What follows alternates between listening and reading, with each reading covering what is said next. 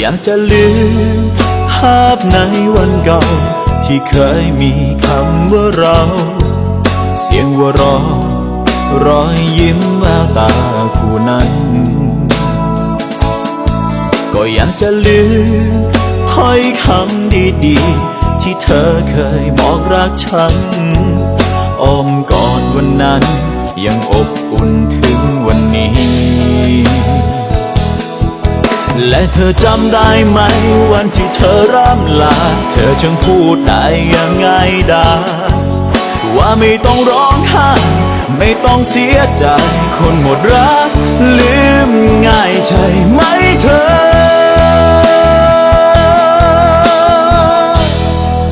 ลืมได้คงลืมไปนานแล้วลืมได้คงมีไม่ไปนานแล้วลืมง่ายก็คงจบแล้วไม่ต้องมาพร่ำเพ้อหาเธออยู่อย่างนี้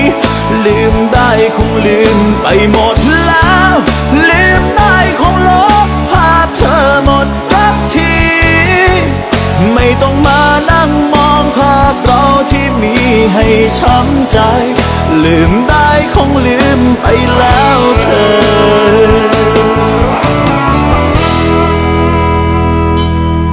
ก็อยากจะจำว่าเป็นคนเก่าและเขาก็คือคนใหม่บอกตัวเองว่าต้องทำใจยอมรับ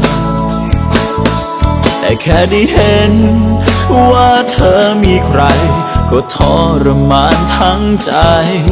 เพราะที่ตรงนั้นก่อนนั้นเคยเป็นของฉันลืมได้คงลืมไปนานแล้วลืมได้คงมีไม่ไปนานแล้วลืมง่ายก็คงจบแล้วไม่ต้องมาพร่ำเพ้อหาเธออยู่อย่างนี้ลืมได้คงลืมไปหมดแล้วลืมได้คงลบภาพเธอหมดสักทีไม่ต้องมานั่งมองภาพเรา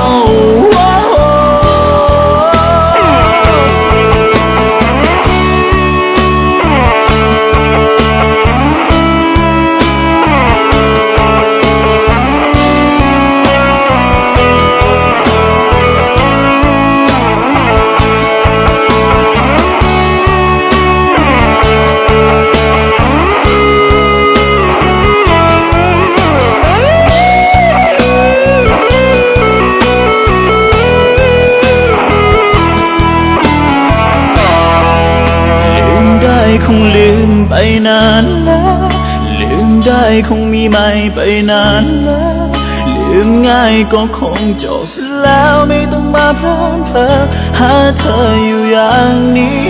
ลืมได้คงลืมไปหมดแล้วลืมได้คงลบภาพเธอหมดสักทีไม่ต้องมานั่งมองภาพเราที่มีให้ช้ำใจลืมได้คงลืมว่ารักเธอลืมได้คงไม่คิดถึงเธอลืมได้คงดีนะเธอไม่ต้องนอนละเมอเห็นเธออยู่ในฝันลืมได้คงลืมคำสัญญาลืมได้คงลืมคำว่าเธอจะรักฉันหากว่ามันลืมง่ายอย่างนั้นคงไม่เก็บภาพเธอไปฝันให้มันช้ำใจหากว่ามัน